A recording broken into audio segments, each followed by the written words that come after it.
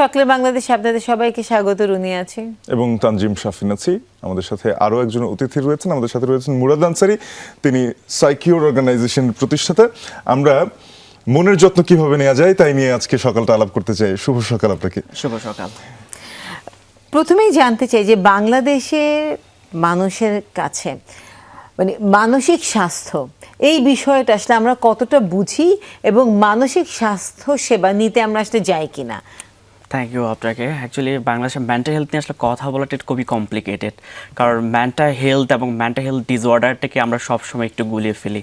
কারণ আমরা মনে করি যে মেন্টাল হেলথ মানে হচ্ছে একটা নেগেটিভ ওয়ার্ড, মেন্টাল হেলথ মানে হচ্ছে পাগল, মেন্টাল হেলথ মানে একটা চ্যালেঞ্জিং সিচুয়েশন। বাট মেন্টাল হেলথটাকে আসলে আমরা কখনো আন্ডারস্ট্যান্ড করা ট্রাই করি না। Mental health is all about হচ্ছে আমরা কীভাবে চিন্তা করছি, কীভাবে ইমোশনটাকে এক্সপ্রেস করছি, কীভাবে একটা রিলেশন মেনটেন করছি এবং কীভাবে একটা বন্ডিং আসলে ক্রিয়েট করছি। কিন্তু আসলে মেন্টাল হেলথ ডিসঅর্ডারটা হচ্ছে যখন এই প্রবলেমগুলো আমাদের দৈনন্দিন লাইফে প্রভাব ফেলে এবং আমাদের কার্যক্রমে যখন ইফেক্ট ফেলে এবং তখনই হচ্ছে আমরা এটাকে ডিসঅর্ডারের দিকে নিয়ে যাই। কিন্তু হচ্ছে এই ইস্যুসগুলো একটা সার্টেন টাইম কনসিস্টেন্ট থাকতে হবে। কিন্তু এই ইস্যুটার জন্য আসলে মানসিক স্বাস্থ্য নিয়ে অনেক স্টিগমা রয়েছে, যার কারণে আসলে আমরা কথা বলতে চাই না।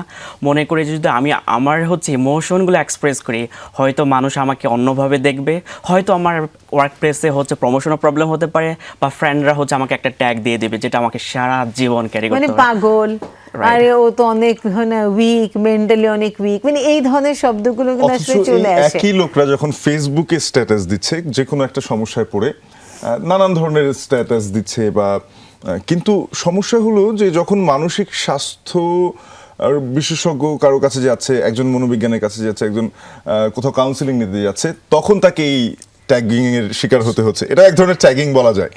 কিন্তু ওই জায়গাটা থেকে কেন বের হওয়া যাচ্ছে না? আমাদের বাংলাদেশের যে প্রেক্ষাপট তাতে তরুণরা তো এখন বিশ্বায়নের সাথে অনেকটাই এগিয়ে আছে, নানান দিকে এগিয়ে আছে। আপনি দেশের বাইরেও বিভিন্ন জায়গায় পার্টিসিপেট করেছেন, বিভিন্ন জায়গায় অ্যাওয়ার্ড পেয়েছেন। সেখানে মানসিক স্বাস্থ্য নিয়ে তরুণদের ভাবনা কেমন? আর বাংলাদেশে কেন এখনো আমরা যখনই একজন মনোরোগ বিশেষজ্ঞের কাছে কেউ যাচ্ছে তখন তাকে ট্যাগিং করছি? আচ্ছা, এই ক্ষেত্রে আসলে কয়েকটা ফ্যাক্টর আসলে কাজ করে। প্রথমত যদি আমরা দেখি আসলে বাংলাদেশের মেন্টাল হেলথ নিয়ে আসলে যথেষ্ট পরিমাণে অ্যাওয়ারনেস নেই। এখন হচ্ছে অনেক ধরনের স্টিগমাগুলো কাজ করছে। আমরা যদি আসলে গবেষণায় দেখে থাকি তাহলে প্রায় 92% মানুষ হচ্ছে মেন্টাল সার্ভিস থেকে দূরে রয়েছে। অ্যাট দ্য সেম টাইম আমরা দেখি যে মাত্র 1000 মেন্টাল হেলথ প্রফেশনালস রয়েছে এই প্রায় 170 মিলিয়ন পিপল, 17-18 কোটি জনসংখ্যার জন্য। এবং ঢাকাতেই হচ্ছে প্রায় 90% হচ্ছে মেন্টাল প্রফেশনালস হচ্ছে রয়েছে। ঢাকার বাইরে অবস্থা চিন্তা করতে পারছি। সো এই অ্যাওয়ারনেস লেক অফ হচ্ছে যে ইনফ্রাস্ট্রাকচার এবং রিসোর্সের কারণে হচ্ছে দেখা যাচ্ছে আমাদের সার্ভিসের প্রতি আগ্রহ নেই। অ্যাট দ্য সেম টাইম হচ্ছে অ্যাওয়ারনেস তো রয়েছে। বাট বৈশ্বিক অবস্থা যদি আমরা বলি, বাংলাদেশ হচ্ছে যে অনেকটা আসলে আমরা পিছিয়ে রয়েছি। তবে মেন্টাল হেলথটা গ্লোবালি হচ্ছে এখনও হচ্ছে সার্ভিসের দিক থেকে পিছিয়ে আছে বা কনস্ট্যান্স রয়েছে। বাট এই জায়গাটা গ্লোবাল যেভাবে হচ্ছে ফাস্ট গ্রো করছে, বাট আমরা হচ্ছে ওইভাবে সাপোর্টগুলো আসলে দিয়ে উঠতে পারছি না। তবে একটা ভালো দিক বলবো, কোভিডের পরে হচ্ছে মানুষের অ্যাওয়ারনেসটা আসলে অনেক বাড়ে। কোভিডের আগে আসলে মেন্টাল হেলথটাকে আমরা অ্যাকসেপ্টই করতে চাইনি। মেন্টাল হেলথটাকে আসলে আমাদের লাইফের কোনো একটা পার্ট, সেটা আমরা কখনোই চিন্তা করিনি। বাট কোভিড আসলে আমাদেরকে শিখিয়েছে, আন্ডারস্ট্যান্ড করতে শিখিয়েছে যে মেন্টাল হেলথ বলেও কিছু রয়েছে, এটা আমাদের লাইফে প্রভাব ফেলে এবং এটার জন্য আসলে কী ধরনের কনসিকুয়েন্সগুলো হয় অ্যাকচুয়ালি। আচ্ছা, মুরাদ, আপনার কাছে জানতে চাই যে আপনি তো আসলে তরুণদেরকে নিয়ে কাজ করছেন। আমরা দেখেছি যে কোভিড ঠিক আগে থেকে ইউকেতে 2015-এর পর থেকে তারা আসলে স্টুডেন্টদের মানে স্পেশালি স্কুলের বাচ্চাদের মানসিক স্বাস্থ্য নিয়ে তারা কথা বলা শুরু করেছে। বিকজ অ্যাডোলেসেন্স বয়ঃসন্ধিকালে দেখা যায় যে মানসিক স্বাস্থ্যটা অনেক চ্যালেঞ্জিংভাবে সেটা দেখা দেয়। তো বাংলাদেশের ক্ষেত্রে যেহেতু আপনি তরুণদেরকে নিয়ে সাথে কাজ করছেন, তারা আসলে কী ধরনের মানসিক সমস্যার সম্মুখীন হলে তারা মনে করে যে মেন্টাল হেলথ নিয়ে আসলে কথা বলা দরকার বা সার্ভিস নেওয়া দরকার? আসলে সার্ভিস নেওয়ার পার্টটা আমি পরে আসতেছি। বাট মেন্টাল হেলথে যদি আমরা ইউথদের ক্ষেত্রে দেখি যে আসলে প্রধান চ্যালেঞ্জগুলো আসলে কী হয়, একাডেমিক প্রেশার আসলে থাকে তাদের। একাডেমিক প্রেশারের পাশাপাশি থাকে হচ্ছে ফ্যামিলি থেকে একটা এক্সপেকটেশন এবং হচ্ছে সোসাইটি থেকেও একটা এক্সপেকটেশন তাদের থাকে। যদি আমরা তারপরে দেখে ফিউচার নিয়ে একটা আনসার্টেনিটি থাকে। এখন হচ্ছে হায়ার এডুকেশন করার পরেও দেখা যাচ্ছে পর্যাপ্ত প্রপার জব প্লেসমেন্ট নেই বা পছন্দ মতো জব পাচ্ছে না। তারপর হচ্ছে রিলেশনশিপে একটা কনফ্লিক্ট থাকে। দেন হচ্ছে সোশ্যাল মিডিয়া তো এখন কথা বলতেই নেই অ্যাকচুয়ালি, যে এখন এত পরিমাণ নিজেদেরকে আসলে কম্পেয়ার করা হচ্ছে এবং ফেয়ার অফ মিসিংয়ের যে ক্ষেত্রে পার্টটা রয়েছে, সো এই ইস্যুসগুলো হচ্ছে তাদের মধ্যে দৈনন্দিন জীবনে আসলে অনেক ধরনের ইন্টারনাল কনফ্লিক্ট তৈরি করছে। আর সর্বশেষ যে জিনিসটা বলি যে অ্যাওয়ারনেসও নেই এবং হচ্ছে সার্ভিসের হচ্ছে অ্যাভেলেবিলিটি নেই। সো এই ইস্যুগুলো তাদের ক্ষেত্রে হচ্ছে সার্ভিস নিতে হচ্ছে হ্যাম্পার ক্রিয়েট করছে অ্যাকচুয়ালি। এবং এখানে আরও একটা প্রশ্ন যোগ করি যে তরুণ বয়সের কথা আপনি বলছিলেন, তরুণদের কথা আমরা বলছিলাম। এই আমরা জুলাই গণঅভ্যুত্থানের 2 বছর পেরিয়েছে, আজকে 6 আগস্ট। আমরা যদি 6 আগস্ট গত 2 বছরে ফিরে যাই, তখন আমরা দেখেছিলাম যে সে সময় বাংলাদেশের সব মানুষ, তরুণরা বেশিরভাগ এগিয়ে এসেছিল। তারা রাস্তাঘাটে পাহারা দিয়েছে, বিভিন্ন প্রতিষ্ঠান, এবং সর্বোপরি সমাজে আইন শৃঙ্খলা বাহিনীর দায়িত্ব তারাই পালন করেছে। কিন্তু তাদের যেই স্মৃতি, একটা বিভীষিকাময় 36 দিনের একটা জার্নির ভেতর দিয়ে তরুণদের যেতে হয়েছে, এবং সেখানে স্কুল কলেজের শিক্ষার্থীরা বেশিরভাগ ছিল। এই যে স্কুল কলেজের ছোট ছোট শিক্ষার্থীরা ছিলেন, তারা এর পরবর্তী সময়ে এই পোস্ট ট্রমাটিক যেই ব্যাপারটা, পিটিএসডি আমরা যেটাকে বলি, সেখান থেকে আসলে তাদের এই ট্রমাটাকে আসলে চিহ্নিত করা হয়েছে কিনা, এবং সেই অনুযায়ী কোনো ধরনের প্রতিকার তারা পেয়েছেন কিনা, কিংবা এখন যদি প্রতিকার না পেয়ে থাকেন, তাদের পরবর্তীতে কি ধরনের সমস্যা দেখা দিতে পারে? রাইট, অ্যাকচুয়ালি আমি হচ্ছে আসলে খুবই মানে একটা খুব ভালো অপরচুনিটি আমি নিজে ফিল করছি যে আজকে হচ্ছে নতুন বাংলাদেশ। অ্যাকচুয়ালি নতুন বাংলাদেশের কথা হচ্ছে মর্নিংটা হচ্ছে আমাদের মেন্টাল হেলথ নিয়ে, যে জিনিসটা আমরা চাচ্ছি। কারণ হচ্ছে যে পরিমাণ হচ্ছে ফিজিক্যাল হেলথ নিয়ে আমরা কথা বলি, মেন্টাল হেলথ নিয়ে এভাবে কথা বলা হয় না।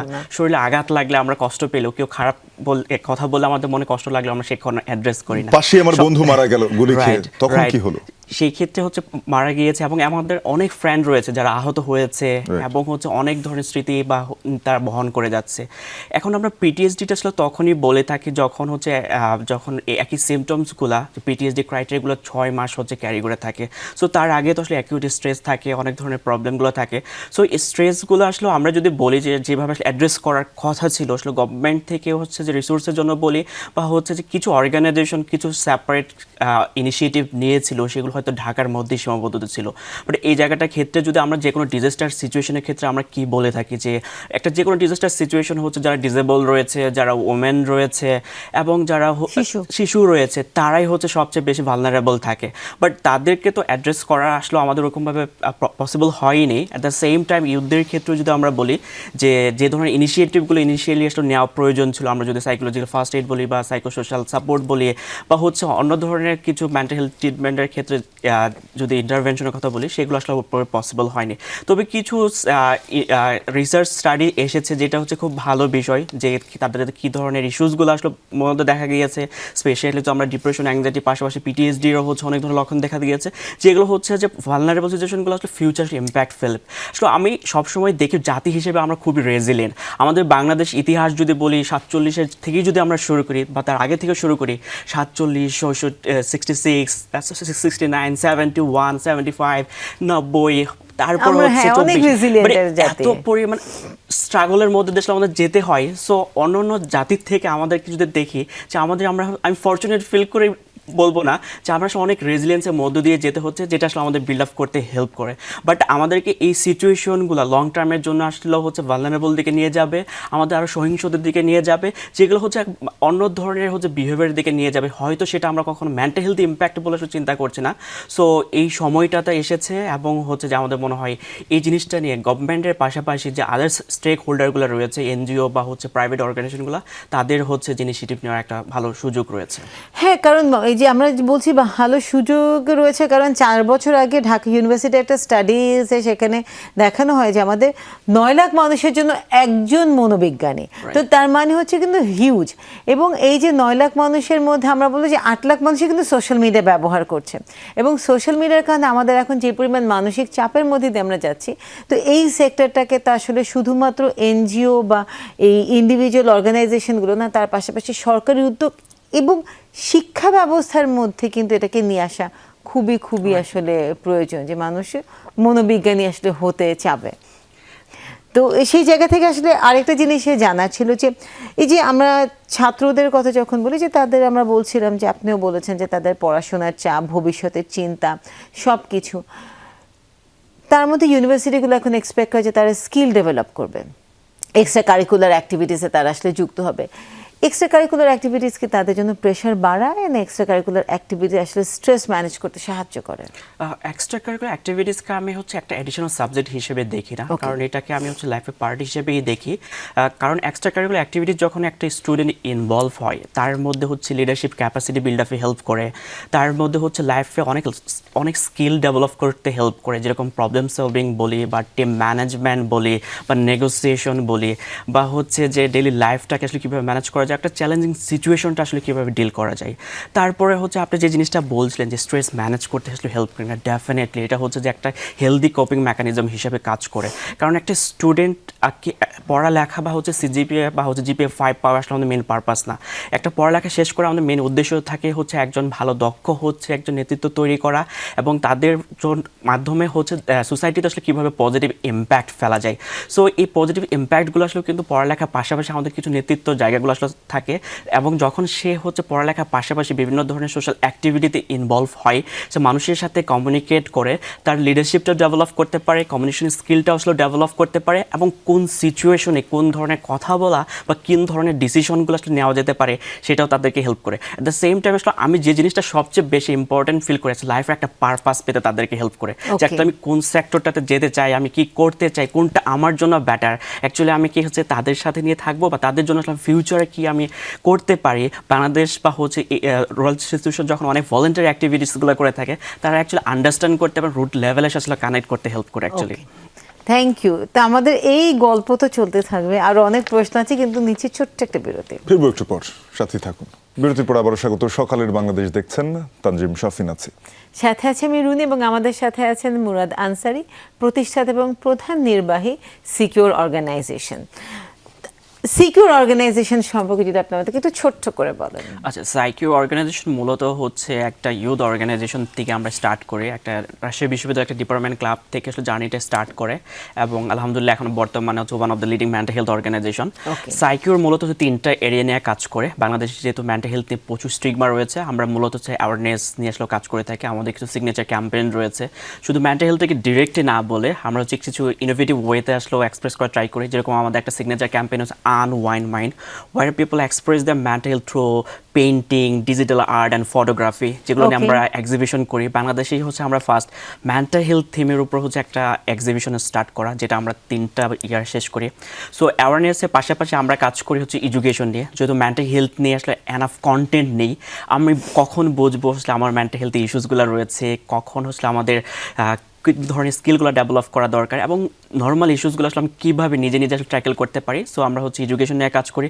এডুকেশনের ক্ষেত্রে আমরা একটা মেন্টাল হেলথ ফেলোশিপ রয়েছে, যেটা হচ্ছে একটা সুইজারল্যান্ড ভিত্তিক একটা এনজিওর সহযোগিতা এবং মনোজ ইউনিভার্সিটির সাথে আমরা করে থাকি। প্রতি বছর হচ্ছে 16 জন করে মেন্টাল হেলথ অ্যাডভোকেট আসলে আমরা তৈরি করি, যারা কমিউনিটিতে আসলে কাজ করে, এবং হচ্ছে যারা মেন্টাল হেলথে স্ট্রাগল করছে, সিভিয়ার ইস্যুস রয়েছে, তাদেরকে আমরা হচ্ছে যে মেন্টাল হেলথ বা কাউন্সেলিং সার্ভিস দিয়ে থাকি। আপনার কথা ধরেই আসি মুরাদ ভাই, কখন একজন শিক্ষার্থী হোক কিংবা একজন প্রাপ্তবয়স্ক মানুষ হোক, তিনি বুঝতে পারবেন যে তার এখন একজন মানসিক বিশেষজ্ঞ বা পেশাদারের কাছে যাওয়া প্রয়োজন এবং এই সংক্রান্ত সেবা নেওয়া প্রয়োজন? খুবই ইম্পর্টেন্ট একটা প্রশ্ন। অ্যাকচুয়ালি আমরা কিছু সময় বা যে জিনিসটা দেখে থাকি যে প্রত্যেকটা ইস্যুর জন্য আসলে আমার সাইকোলজিস্টের কাছে যাওয়া দরকার নেই। কেউ আমাদের লাইফে হচ্ছে বিভিন্ন ধরনের স্ট্রেস থাকবে, কোনো কিছু নিয়ে মন খারাপ হবে, মন ভালো থাকবে, এটাই স্বাভাবিক। বাট কখন আসলে আমি বুঝবো যে আমার একজন মেন্টাল হেলথ প্রফেশনাল কাছে যাওয়া উচিত? আমি সাধারণত 4টা ক্রাইটেরিয়া আসলে বলে থাকি। যে প্রথম হচ্ছে আমার ডিউরেশনটা আসলে কতদিন রয়েছে।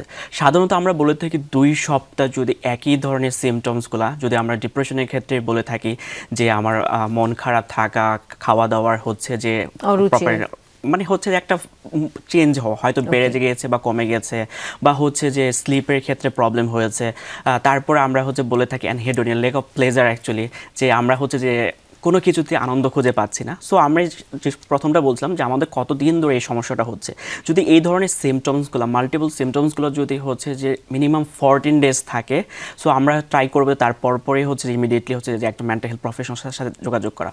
সেকেন্ডলি হচ্ছে যে আমাদের দৈনন্দিন জীবনে এটা কোনো প্রভাব ফেলছে কিনা। যে ছেলেটা আগে হচ্ছে যে নিয়মিত একই ধরনের কাজ করতো, ফ্রেন্ডদের সাথে হ্যাং আউট করতো, গ্রুপ অ্যাক্টিভিটিতে ইনভলভ হতো, যে কাজগুলো সে মজা পেত, সেই কাজগুলো হঠাৎ করে করছে না। সো আমরা ফ্যামিলি বা হচ্ছে ফ্রেন্ড সার্কেল এরকম অনেক সময় দেখে দিই হঠাৎ করে উইথড্রল সিচুয়েশন, যে এই ফ্রেন্ড তো এরকম ছিল না, কেনই বা হলো? সো এই ধরনের সিমটমসগুলো যদি দেখা যায়, থার্ডলি আমরা বলে থাকি যে স্লিপ এবং হচ্ছে ফুড এবং হচ্ছে যে বিহেভিয়ারের কোনো সমস্যা হলো, হঠাৎ করে হচ্ছে যে মেজাজ খিটখিটে হয়ে যাচ্ছে, রাগান্বিত হচ্ছে, একদিনের জন্য বা একটা এপিসোডের জন্য না, একটা সার্টেন টাইম যদি একই সিচুয়েশনগুলো থাকে। ঘুমের ক্ষেত্রেও হচ্ছে দেখা যাচ্ছে যে হঠাৎ ঘুম অনেক বেশি হচ্ছে বা অনেক কমে গিয়েছে, খাবারের ক্ষেত্রেও যদি বলছে অনেক কমে যায়। এই তিনটা। আরেকটা 4 নাম্বারটা যে জিনিসটা বেশি ইম্পর্টেন্ট, যদি সেলফ হার্মের হচ্ছে কোনো দেখা যায়, আমি নিজেকে আঘাত করা, Ideation যদি নিজেকে থাকে। হারিয়ে ফেলা, নিজেকে লাইফে কোনো পারপাস বা হচ্ছে যে জিনিসটা আলটিমেট বলে আমরা সুইসাইডের মতো যদি কোনো প্ল্যান থাকে, তাহলে অবভিয়াসলি হচ্ছে as soon as possible mental health প্রফেশনালের মানে তার মানে যদি খুব সহজ করে বলি, আমি দৈনন্দিন জীবনে যা করি সেটা থেকে যদি হঠাৎ করে আমার কোনো ড্রাস্টিক চেঞ্জ হয় এবং সেটা কন্টিনিউ করছে, অন্তত সেটা 2 সপ্তাহ 2 পর্যন্ত। সপ্তাহ ধরে, আমার 2 সপ্তাহ ধরে কিছুই ভালো লাগছে না, যে জিনিসটা করতে আমার ভালো লাগতো সেটা ভালো লাগছে না, আমার খাওয়া ঠিক মতন হচ্ছে না, অথবা বেশি খাচ্ছি, বেশি ঘুমাচ্ছি, অথবা কম ঘুমাচ্ছি, অথবা আমার নিজেকে হয় না নিজের কোনো ক্ষতি করতে মন চাচ্ছে, তাহলে আমার মনে হবে যে আমার একজন মনোবিশেষজ্ঞের কাছে আসলে যাওয়া দরকার। একটা জিনিস হয় যে আমরা ইদানিং অনেকেই মন খারাপ হলে কিংবা কারোর সাথে সম্পর্কের বৈরিতা, কোনো ব্যক্তিগত ব্যর্থতা থেকে নানান সময়ে ওই মন খারাপ হলে এখন তো এআই সবকিছু দখল করে নিয়েছে, চ্যাট জিপিটিতে গিয়ে লিখে দেয় যে আমার এই বাস্তবতা, আমার বন্ধুর সাথে আমার সম্পর্ক এই অবস্থায়, আমার মনে চাচ্ছে আত্মহত্যা করতে। এবং আমরা এমন উদাহরণও পেয়েছি যে একজন ব্যক্তিকে, অপরাধীকে এআই দ্বারা সাহায্য করা হয়েছে এরকম অপরাধ সংগঠিত করতে, এবং তিনি সেটা করেছেন। পরবর্তীতে তাকে আটক করার পরে জানা যায় তিনি এআই ব্যবহার করে এই ব্যাপারগুলো সেখান থেকে জেনেছেন। এআই থেকে মানসিক স্বাস্থ্য নিয়ে পরামর্শ নেওয়া কতটুকু নিরাপদ বলে মনে করেন? আচ্ছা, এই ক্ষেত্রে আমি যদি বলি যে এআই আসার আগে আমাদের কাছে স্পেসিফিক্যালি যদি আমরা ইংলিশ মিডিয়ামের স্টুডেন্টগুলো যখন আসতো, তখন তারা হচ্ছে সেলফ ডায়াগনোজ করে আসতো। আমি হচ্ছে বিভিন্ন ধরনের বই বা অনলাইন সার্চ করে অনেকগুলো ইস্যু পেতো, এসে বলতো আমার এটা হয়েছে, আমাকে হচ্ছে এটা ট্রিটমেন্ট দেন। সো এআই আসার পর আমরা এই লক্ষণটা সবার মধ্যে আসলে দেখতে পাচ্ছি। রিসেন্টলি একটা স্টাডিতে দেখা গিয়েছে যে 8 জনের 1 জন মানুষ হচ্ছে যে যখন তার ফার্স্ট ইনিশিয়েটিভটা দরকার পড়ে, সে হচ্ছে এআই এর সাথে কথা বলে। সো এআই এর সাথে কথা বলে দেখা যাচ্ছে যে আমার কি হয়েছে না হয়েছে। কিন্তু এআই হচ্ছে কখনো রিপ্লেসমেন্ট হতে পারে না, যে বেসিক এডুকেশনের ক্ষেত্রে এআই হয়তো হেল্প করতে পারে। এখন প্রবলেমটা হয় আপনি যখন এআইকে আসলে কিছু কমান্ড করছেন, দেখা যাচ্ছে যে আপনাকে শুধু এমপ্যাথি দিচ্ছে। আপনি বলবেন না এটা তো এমনটা না, এআই কিন্তু বলবো ও সরি তাহলে তুমি এইভাবে চিন্তা করো। কিন্তু এআই কিন্তু হচ্ছে আমাকে কখনো আন্ডারস্ট্যান্ড করতে পারবে না। আমরা কাউন্সিলিংয়ের ক্ষেত্রে আসলে কী করে থাকি, ফার্স্ট সেশনে আমাদের মেন পারপাসে তাকে লাইফ হিস্ট্রিটা নেওয়া, কিন্তু এআই কিন্তু আমরা শুরু করি ওখান থেকে, আমার এই আজকে মন খারাপ এই মুহূর্ত থেকে, আমার ব্যাকগ্রাউন্ডটা কিন্তু আসলে জানতে পারছে না। সো তার সাজেশনগুলো কিন্তু আমার জন্য অ্যাকচুয়ালি হবে না, সিচুয়েশনের জন্য হবে, যে প্রবলেমটা হয়। সো এআই দেখা গিয়েছে যে আমরা হচ্ছে রিসেন্টলি একটা হচ্ছে স্টাডিতেও দেখা গিয়েছে যে এআই আসার পরে ইউথদের মধ্যে স্পেসিফিক্যালি যে নিজেদের ডায়াগনোসিসের ক্ষেত্রে তাদের মধ্যে এডিএইচডির প্রবণতা হচ্ছে তারা ফিল করছে আমাদের জন্য বেশি রয়েছে। কারণ কি, তারা পারফেক্ট হতে পারছে না, টাইমলি কাজগুলো কমপ্লিট করতে পারছে না। এডিএইচডি হচ্ছে attention deficit hyperactive disorder. So তাদের মধ্যে হচ্ছে এই ধরনের ইস্যুসগুলো ফিল করে তারা হচ্ছে ডাক্তারের কাছে এসেই আগে বলছে যে আমাকে এডিএইচডি ট্রিটমেন্ট দেন। আরও ভয়াবহ বিষয় যে জিনিসটা হচ্ছে, তারা সামটাইমস হচ্ছে যে এডিএইচডি মেডিসিনও হচ্ছে তারা ডক্টর ছাড়াই হচ্ছে নিচ্ছে। সো এমআইটি এবং হচ্ছে ওপেন এআই যারা চ্যাট জিপিটি হচ্ছে আবিষ্কার করেছে, তারা হচ্ছে একটা গবেষণা করে দেখা গিয়েছে যারা হচ্ছে অতিরিক্ত মাত্রায় শুধু সার্ভিস নেওয়া না এআই থেকে, অতিরিক্ত মাত্রায় যারা ইউজ করে থাকে তাদের মধ্যে লনলিনেসটা আসলে বেড়ে গিয়েছে, তাদের সোশ্যাল ইন্টারাকশনটা আসলে কমে গিয়েছে। আমরা যদি বলে থাকি যে সবসময় যারা হচ্ছে যৌথ ফ্যামিলিতে থাকে তাদের কিন্তু মেন্টাল হেলথ চ্যালেঞ্জগুলো আসলে কম্পারেটিভলি অনেক কম থাকে। এখন যখন হচ্ছে যে এআই আসার পরে অনেকেই হচ্ছে দ্য ফ্রেন্ড মেকিং করা বাদ দিয়ে এআইয়ের সাথেই কথা বলছে। আমার মন খারাপ, মানুষের সাথে কথা বললে হয়তো একটু জাজমেন্টাল হবে, ফ্রেন্ডটা কি ভাববে না ভাববে। এখন আমি আমার মতো করে কথা বলতে চাই, দেখা গিয়েছে যে অনেক ইউথদের মধ্যে এই ধরনের ইস্যুগুলা। মানে আগে কি হতো, আগে হয়তো পরিবার না হলে বন্ধু ছিল, কিন্তু কোভিডের পর একটা কিন্তু লোনলিনেস আমাদের তৈরি হয়েছে, আমাদের কগনিটিভ বিহেভিয়ারে একটা চেঞ্জেস হয়েছে, যে আমাদের সোশ্যাল স্কিলে কথা বলা অন্যর সাথে, সেই বিষয়টাতে আমরা চ্যালেঞ্জ ফেস করি। কারণ 2 বছর আমরা অ্যাবসলিউটলি আইসোলেটেড ছিলাম। সেখান থেকে আসলে এখন ডিভাইস টেকনোলজি হয়ে গেছে আমাদের সবচেয়ে কাছের মানুষ, সেজন্য তার প্রতি আস্থা আসলে আমাদের অনেক বেশি। এইটা থেকে নিজেকে ডিটক্স করার উপায়টা কি? আসলে স্ক্রিন এডিকশন থেকে আসলে আমাদের দূরে থাকার প্রথম জিনিসটাই হচ্ছে একটা রিয়েলিস্টিক প্ল্যান তৈরি করা। কারণ হঠাৎ করে আসলে আমি কালকে থেকে ফোন ছেড়ে আসলে সব কিছু আমার লাইফ অটোমেটিকলি ঠিক হয়ে যায়, জিনিসটা আসলে প্ল্যান না করা। আমি সবসময় বলে থাকি একটু ডায়াগনোসিস করা নিজেকে, যে আসলে ফোনটাকে আমি দূরে রেখে আসলে আমি কতক্ষণ থাকতে পারছি। কারণ হচ্ছে যে আপনি ফোনটা হচ্ছে, আমি চাচ্ছি না যে ফোনটা চেক করবো না, কারণ অনেক সময় হচ্ছে কিছু সেটিংসে দেখা যায় যে আমি দিন শেষে কতবার আসলে ফোনের নোটিফিকেশন ফোনটাকে আসলে ওপেন করেছি। মানে সারপ্রাইজিং বিষয় হলো অ্যাভারেজলি 70 to 80 টাইমস। হয়তো আমার কাছে মনে হয় আমি যে 2 থেকে 3 বারই ফোন নিয়েছি, কিন্তু অটোমেটিকলি কতবার যে চলে আসছে। সো আমাকে একটু নিজেকেই হচ্ছে একটু আইডেন্টিফাই করা যে এটা আসলে আমার ডিপেন্ডেন্সি ছিল কেমন রয়েছে। আমি ফোনটা হচ্ছে সামনে রেখেছি, আমার হচ্ছে ইম্পর্টেন্স নেই, মানে ইমার্জেন্সি কাজ বাদ দিয়ে আমি কতক্ষণ আসলে ফোনটা থেকে আসলে দূরে থাকতে পারছি। যে আমার মধ্যে হচ্ছে একটা আতঙ্ক তৈরি হচ্ছে কিনা যে সোশ্যাল মিডিয়াতে অনেক কিছুই চলে যাচ্ছে, আমি জীবন যুদ্ধে হয়তো অনেক পিছিয়ে গেলাম কিনা। সো এই জিনিসটা ফার্স্টে দেখা। সেকেন্ডলি হচ্ছে যে কিছু সেটিংস রয়েছে যেগুলোকে আমার হচ্ছে টাইমার হিসেবে ব্যবহার করা যায়, কতক্ষণ আসলে ইউজ করব, কতক্ষণ আসলে ইউজ করব না। সো আমরা হচ্ছে যে এই জিনিসটা যদি ফার্স্টের দিকে একটু টাফ হয় যে 2 ঘন্টা 3 ঘন্টা, আমরা সবসময় বলি যে 2 ঘন্টার বেশি যেন হচ্ছে সোশ্যাল মিডিয়াতে ব্যবহার না হয়ে থাকে। ইউথদের ক্ষেত্রে আমরা বলে থাকি যে ইউথদের ক্ষেত্রে এবং সবার ক্ষেত্রে যদি তুমি প্রফেশনালের জায়গাটাতে থাকো তাহলে একটু ফোন এবং ল্যাপটপটা একটু সেপারেট হিসেবে কাজ করো, দুইটা যেন হচ্ছে সেম টাইমে সিমultaneously না হয়। যে ফোনটা তোমার পার্সোনাল ইউজের জন্যই রাখো, কাজটা তোমার হচ্ছে যে ল্যাপটপে করা ট্রাই করো যদি পসিবল হয়। তাহলে তুমি হচ্ছে নিজেকে আসলে একটু আইডেন্টিফাই করতে পারবে যে কোনটা আমার জন্য কেমন হচ্ছে এবং কোনটা কীভাবে করতে পারছি। এবং থার্ডলি হচ্ছে যে আমি হচ্ছে যে ধরনের স্টিমুলাস বা যে ধরনের কন্টেন্টগুলো আসলে আমাকে প্রভোক করে কন্টিনিউয়াসলি করার ক্ষেত্রে সেই জায়গাগুলোতে দূরে রাখা বা হচ্ছে সেটিংসে এই জায়গাটা যদি আমরা চেঞ্জ করতে পারি সেটা যদি পসিবল হয়। এবং ফোর্থলি হচ্ছে যদি আমার মানে অ্যাডিকশনটা একটু বেশি হয়ে যায় তাহলে একজন হচ্ছে যে বিশেষজ্ঞের সাথে পরামর্শ নেওয়া এবং তার সাথে বসে একটা প্রপার প্ল্যান তৈরি করা যে আমার জন্য আসলে কাস্টমাইজ কি প্ল্যান হতে পারে। স্টিমুলেশন, ওই উদ্দীপনা তৈরি করা হয় সামাজিক যোগাযোগ মাধ্যমে এভাবেই, যাতে করে বারবার ফিরে আসতে হয় আমাদের ওই জ্ঞানীয় মস্তিষ্কের পাশাপাশি অবচেতন মস্তিষ্কে সেই তাড়না তৈরি হয়ে থাকে। এই যে স্টিমুলেশন, নানান রকম উদ্দীপনা আমাদের চারপাশে আছে, তার বিভেদ কোনটা ভালো কোনটা খারাপ কিভাবে বেছে নেবো সেই প্রসঙ্গে আপনার কাছে আবারও ফিরবো। তার আগে একটা বিরতি নিচ্ছে দর্শক নিচ্ছে ছোট্ট একটা বিরতি, ফিরছে এক্ষুনি।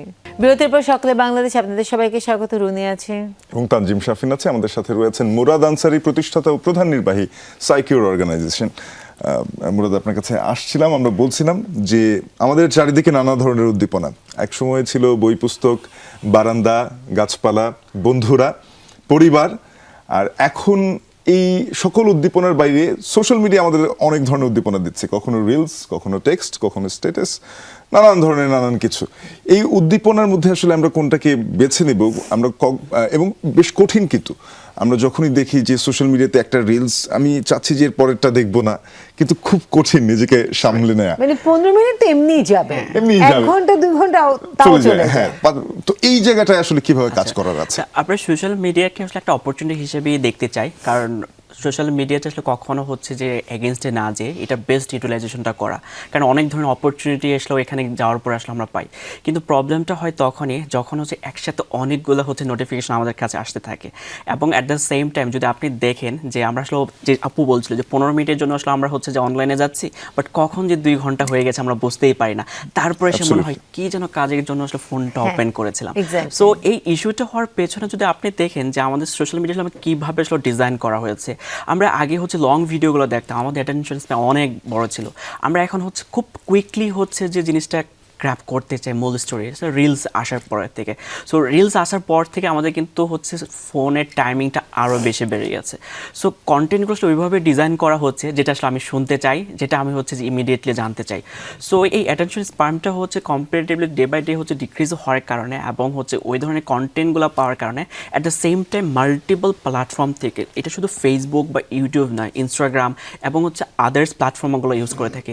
দেখা গেছে আমি ফেসবুকে হচ্ছে একটা স্ট্র্যাটাজি পড়তে গিয়েছি, বাট কখন যে আমি হচ্ছে ইনস্টাগ্রামে হচ্ছে কোথায় চলে গিয়েছি বা কার সাথে কথা বলছি সেটা কিন্তু আমরা আইডেন্টিফাই করতে পারি না। আপনি সেম জিনিসই যদি হচ্ছে একজন রিসার্চার ক্ষেত্রে দেখেন, সেও কিন্তু হচ্ছে গুগল স্কলার বা হচ্ছে রিসার্চ গেস ইউজ করছে, এটাও কিন্তু ওয়ান কাইন্ড অফ হচ্ছে যে সোশ্যাল মিডিয়া প্ল্যাটফর্ম তাদের জন্য। কিন্তু এখানে কিন্তু আমি হচ্ছে 5-10 ঘন্টা ইউজ করলে কিন্তু আমি কখনো বলবো না যে আমার সময়টা হয়তো নষ্ট হলো। আমি কিন্তু প্রপারলি ইউটিলাইজ করতে পেরেছি, কারণ আমি অনেকগুলো হয়তো পেপার পড়েছি, অনেকগুলো ফাইন্ড আউট করতে পেরেছি, যেটা হয়তো আমার ফার্দার কাজে ডেফিনেটলি লাগবে বলে। কিন্তু সোশ্যাল মিডিয়া আসার পরে, মানে সোশ্যাল মিডিয়া বলতে আমি হচ্ছে যোগাযোগ মাধ্যম, যেটা ফেসবুক, ইউটিউব বা হচ্ছে ইনস্টাগ্রামের কথা মিন করছি, যে অ্যাকচুয়ালি আমি বেনিফিটটা কি পাচ্ছি, যে অ্যাকচুয়ালি এটা আমার কাজের জন্য আমি ব্যবহার করা হচ্ছে নাকি জাস্ট ফর দ্য হচ্ছে যে প্লেজার এন্টারটেইনমেন্টের জন্য। এবং সেটা কিন্তু হয় যে অনেকক্ষণ দেখার পর কিন্তু আমরা একদম মানে এক্সস্টেড হয়ে যাই, ইটস এ বার্ন আউট। আমার কাছে মনে হয় যে এত ইনফরমেশন ডাউনলোড করে, যে ইনফরমেশন আমার জন্য কাজেও লাগছে না, প্রয়োজনও কিন্তু আসলে এরপরে হয়তো সেখানে আমাদের নাই। প্রয়োজনীয় ইনফরমেশনটা আমরা স্কিপ করে যাচ্ছি। আমাদের একটা ভালো সিনেমা দেখতে বসলে বোরিং মনে হচ্ছে, আধা ঘন্টা পরে উঠে চলে যাচ্ছে, আবার রিলস স্ক্রল করছি। এক্স্যাক্টলি, কনজাম্পশন পরিমাণ যখন আসলে বেড়ে যায়, মানে আননেসেসারি থিং, আপনি ফুডের ক্ষেত্রে চিন্তা করেন না কেন, বাসায় হচ্ছে যে মেইন ডিশটা বাদ দিয়ে আসলে অনেকগুলো ডিশ খেয়ে ফেলেছে, তখন মেইন ডিশের প্রতি আমার কতটুকু বা আগ্রহ থাকবে। আমরা যদি ডিজিটাল মানসিক স্বাস্থ্যসেবা নিয়ে কথা বলি, কিছুদিন আগে আপনার একটা পেপার পাবলিশ হয়েছে কেমব্রিজের prism global mental health Q1 journal থেকে। সেখানে আপনি আসলে দেখেছেন আমাদের চা বাগানে যারা কাজ করছেন, চা শ্রমিক এবং তাদের স্বাস্থ্যসেবা, মানসিক স্বাস্থ্যসেবা। আমরা চা শ্রমিকদেরকে নিয়ে খুব কমই কথা বলি, কম কথা জানতে চাই। আচ্ছা, তাদের মানসিক স্বাস্থ্যসেবার বিষয়ে আপনাদের ফাইন্ডিংসে কি বেরিয়ে এসেছে? আচ্ছা, বাট খুবই একটা ইম্পর্টেন্ট এরিয়া। আমি প্রথম হচ্ছে যখন শ্রীমঙ্গলে যাওয়া হয়, তখন হচ্ছে ইসিডি সেন্টার যেগুলো রয়েছে, সেগুলো হচ্ছে, আমি যেহেতু চাইল্ডদের নিয়েও কাজ করি, সো আমি কিছু সেশন নিতে গিয়েছিলাম বেসিক্যালি চাইল্ড প্রোটেকশন নিয়ে। যখন ইসিডি সেন্টারগুলোতে যাই, দেখা যাচ্ছে 3-4 বছরের মতো বয়স বাচ্চাদের, এখনও মুখ দিয়ে কিছু বাচ্চা লালা পড়ছে, প্রপারলি কথা বলতে পারছে না। সো এই জিনিসটা আসলে আমাকে একটু তাড়না দেয় অ্যাকচুয়ালি, তাদের মধ্যে আসলে এই ধরনের ইস্যুসগুলো কেন হচ্ছে। কারণ দেখা যাচ্ছে মা চা বাগানে যারা আসলে কাজ করে, তাদেরকে প্রায় হচ্ছে প্রতিদিন 8 থেকে 10 ঘন্টার মতো আসলে কাজ করতে হয়, এবং সেটা যে কোনো সিচুয়েশনে, বৃষ্টি হোক, বন্যা হোক, ঝড় হোক, যে কোনো সিচুয়েশনে কাজ করতে হয়। বাচ্চাটা আসলে কার সাথে আসলে থাকছে। So at the same time যে মায়েরা হচ্ছে যে চা বাগানে আসলে তাদের কাজ করতেছে, তাদের জন্য কিন্তু আসলে প্রপার সাপোর্ট সিস্টেমটাও নেই। চা বাগানে ওখানে দেখা যায় প্রপার স্যানিটেশন স্পেস নাই, দেখা যায় কোনো শেল্টার নেই, ওখানে বজ্রপাতেও আসলে অনেকেই হচ্ছে মারা যাচ্ছে। সো আমাদের মেইন পারপাসটা ছিল যে চা বাগানে যারা আসলে কাজ করে, কর্মজীবী মায়েদের মেন্টাল হেলথের অবস্থা কী রয়েছে, এবং তাদের কারণে বাচ্চাদের লাইফ আসলে প্রভাব ফেলে কিনা।